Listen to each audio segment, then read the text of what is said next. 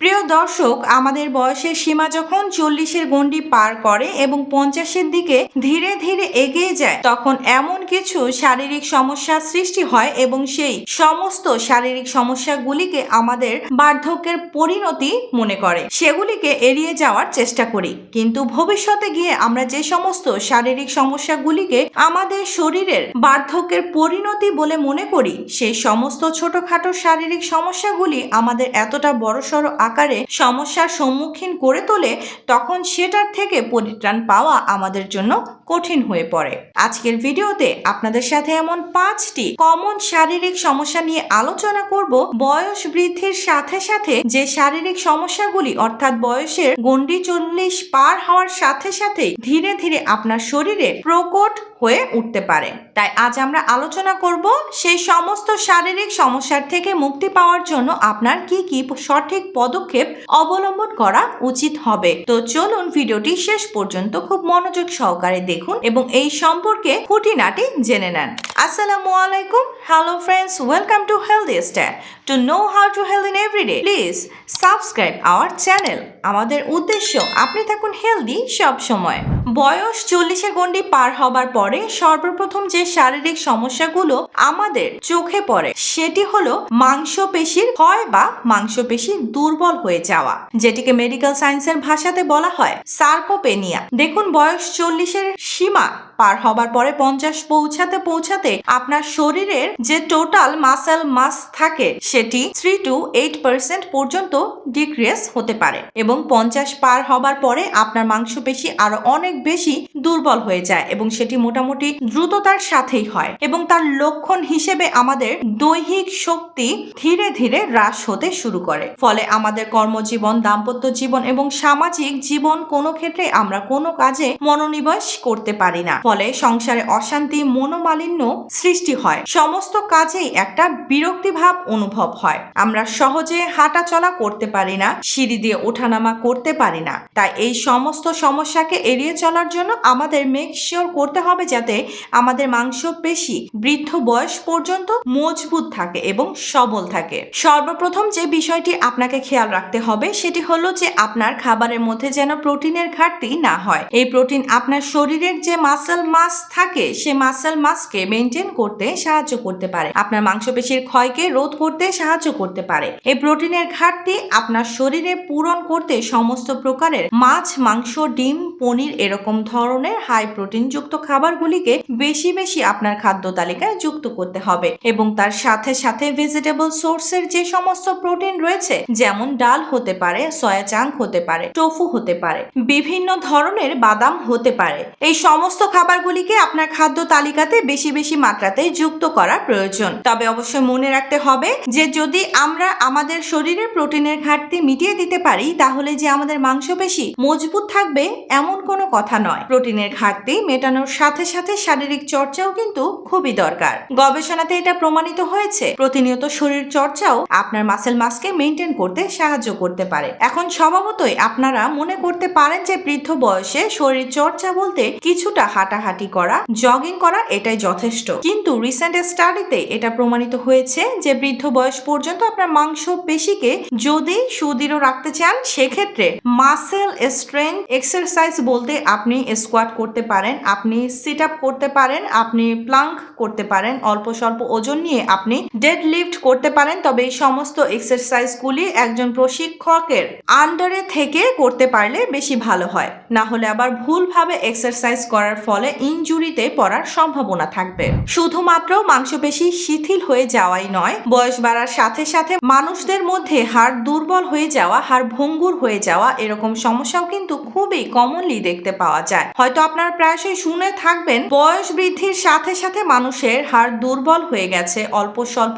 আঘাতেই হাড় ভেঙে গেছে, জয়েন্টের মধ্যে বিভিন্ন প্রকারের সমস্যা বা আর্থ্রাইটিসের ব্যথা বেদনা এগুলি খুবই কমনলি দেখতে পাওয়া যায়। আর এই সমস্ত সমস্যার থেকে মুক্তি পাওয়ার জন্য আপনাকে মেক শিওর করতে হবে যেন খাবার দাবারের মধ্যে বেশি বেশি মাত্রাতে ক্যালসিয়াম যুক্ত যুক্ত খাবার থাকে। এখন প্রশ্ন হলো কোন কোন খাবারের মধ্যে দিয়ে আপনি ক্যালসিয়াম যুক্ত খাবার পেতে পারেন। দেখুন, ক্যালসিয়াম যুক্ত খাবার আপনি সমস্ত প্রকারের দুগ্ধ বা দুগ্ধ জাতীয় খাবারের মধ্যে পেতে পারেন, অর্থাৎ আপনার দুধ, পনির, ছানা, দই এই সমস্ত খাবারের মধ্যে প্রচুর পরিমাণে আপনি ক্যালসিয়াম পেতে পারেন। এছাড়া সমস্ত প্রকার বাদামের মধ্যে আপনি প্রচুর পরিমাণে ক্যালসিয়াম পেতে পারেন। আপনার সমস্ত প্রকারের সবুজ শাকসবজির মধ্যে দিয়ে প্রচুর পরিমাণে ক্যালসিয়াম পেতে পারেন। শাকসবজি যেমন পালং শাক, লাল শাক, কলমি শাক, মিষ্টি কুমড়ার পাতা, সজনে পাতা, বাঁধাকপি থেকেও প্রচুর ক্যালসিয়াম পেতে পারেন। এছাড়া বেশ কিছু খাবার রয়েছে যে খাবারগুলি আপনার শরীরে ক্যালসিয়ামের ঘাটতিকে মিটিয়ে দিতে পারে, যেমন আপনার সজনে শাক, সজনে ডাঁটা, পোস্ত, তিল এই সমস্ত খাবারের মধ্যে প্রচুর পরিমাণে ক্যালসিয়াম থাকে। ক্যালসিয়ামের ঘাটতিকে মিটিয়ে নেওয়ার জন্য সয়া মিল্ক, ওট মিল, ফ্ল্যাক্স সিডস, চিয়া সিডস এগুলিও আপনার ডেইলি লাইফে ইনক্লুড করতে পারেন। কিন্তু শুধুমাত্র যে ক্যালসিয়াম রিচ খাবার খেলে আপনার হাড় মজবুত থাকবে, আপনার জয়েন্টগুলি প্রোটেক্ট থাকবে এমনটা ভাবারও কোনো প্রয়োজন নেই। তার কারণ আপনি সারাদিনে যত পরিমাণ ক্যালসিয়াম খাচ্ছেন সে ক্যালসিয়াম সঠিক মাত্রাতে আপনার শরীরে অ্যাবজর্ব হচ্ছে কিনা সেই বিষয়টার দিকেও আমাদের নজর রাখতে হবে। আর আমাদের শরীরে ক্যালসিয়ামের অ্যাবজর্পশনকে বাড়ানোর জন্য ভিটামিন ডি এর ঘাটতি যেন না হয় সেই বিষয়টাতেও আমাদের খেয়াল রাখতে হবে। আর ভিটামিন ডি এর ঘাটতি মেটানোর জন্য সকালবেলা অন্তত 15 থেকে 30 মিনিট সম্ভব হলে খালি গায়ে আর না হলে পাতলা সুতির কাপড় পরিধান করে রোদের মধ্যে বা সূর্যলোকের মধ্যে আপনাকে বসতে হবে। এটিও কিন্তু আপনার শরীরে ভিটামিন ডি উৎপাদন করে এবং এর ঘাটতিকে মিটিয়ে দিতে সাহায্য করে। এই ভিটামিন ডি এবং ক্যালসিয়ামের সাথে সাথে আপনার হাড়কে মজবুত রাখার জন্য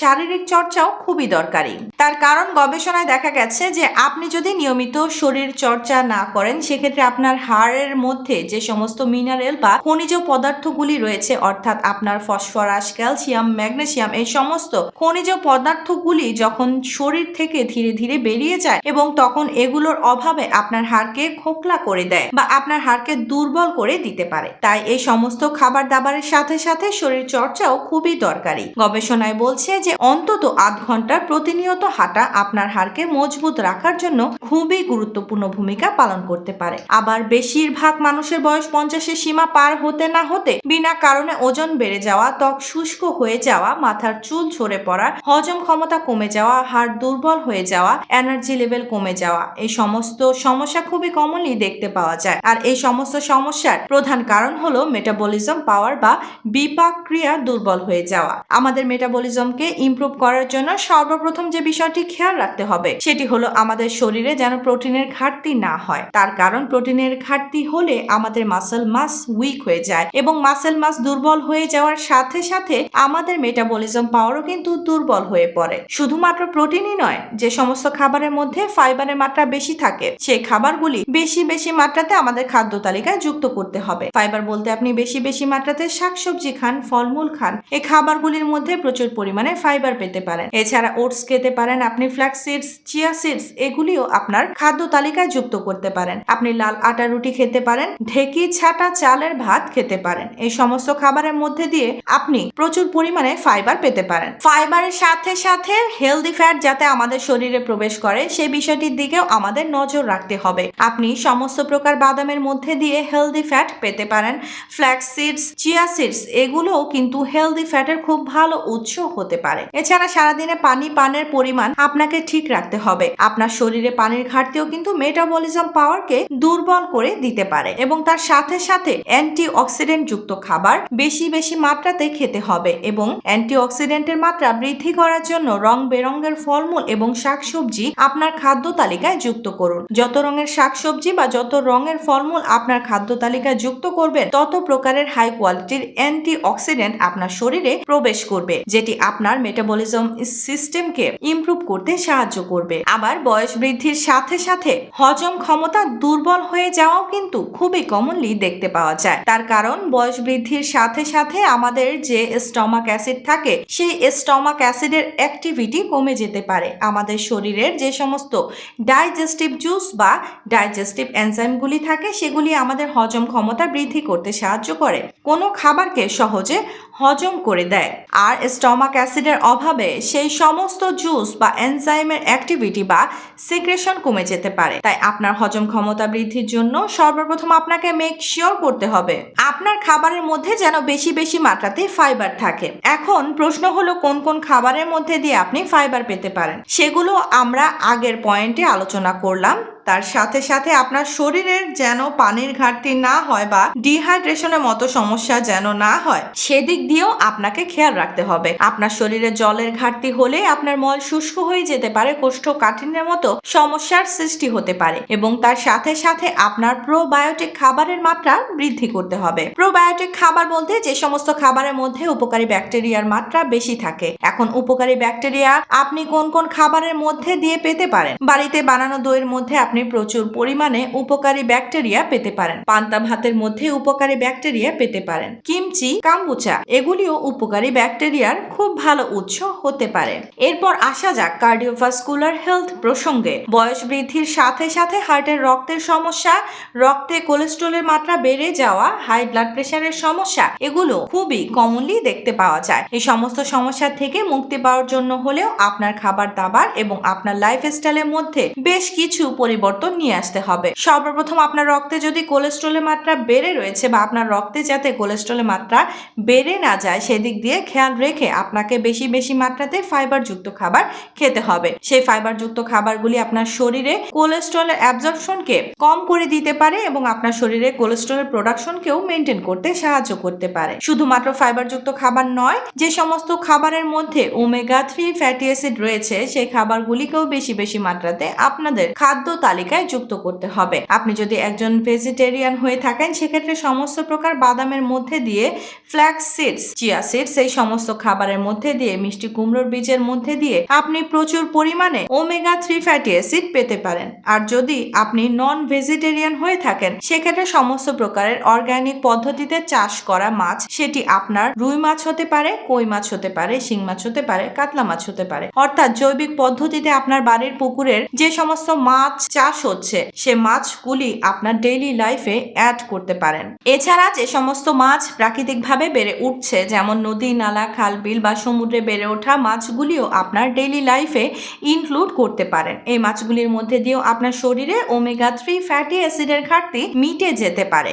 যে ওমেগা 3 ফ্যাটি অ্যাসিড আপনার হার্ট হেলথকে প্রোটেক্ট করে রাখতে পারে, আপনার রক্ত থেকে কোলেস্টেরল এবং ট্রাইগ্লিসারাইডের মাত্রাকে কম করতে সাহায্য করতে পারে। আপনার যদি উচ্চ রক্তচাপের সমস্যা রয়েছে বা উচ্চ রক্তচাপের সমস্যাকে এড়িয়ে চলার জন্য যে সমস্ত খাবারের মধ্যে লবণের মাত্রা বেশি রয়েছে বা সোডিয়ামের মাত্রা বেশি রয়েছে সেই খাবারগুলিকে যতটা সম্ভব অ্যাভয়েড করতে হবে। দেখুন, লবণের মাত্রা বলতে সচরাচর বাড়িতে যে সমস্ত রান্না বান্নায় আমরা লবণ খাচ্ছি সেই বিষয়টা ভেবে থাকি, কিন্তু প্রতিনিয়ত পাঁপড়, তেলে ভাজা, চানাচুর, chips, French fry, chicken fry, fish fry, biscuit, নিমকি এই সমস্ত খাবারের মধ্যে দিয়ে আমাদের শরীরে এত পরিমাণে সোডিয়াম বা খাদ্য লবণ প্রবেশ করছে সেই বিষয়টা কিন্তু আমরা মনে রাখি না। সেদিক দিয়ে আপনাকে খেয়াল রাখতে হবে। এই সমস্ত খাবারগুলি যতটা সম্ভব কম খাবার চেষ্টা করতে হবে। যে সমস্ত খাবারের মধ্যে পটাশিয়ামের মাত্রা বেশি রয়েছে সেই খাবারগুলিকে আপনার খাদ্য তালিকায় যুক্ত করতে হবে। পটাশিয়াম আপনি সমস্ত প্রকার সবজির মধ্যে পেতে পারেন, সমস্ত প্রকার ফলের মধ্যে দিয়ে প্রচুর পরিমাণে পটাশিয়াম পেতে পারেন, যেগুলি আপনার রক্তচাপকে নিয়ন্ত্রণে রাখতে সাহায্য করতে পারে।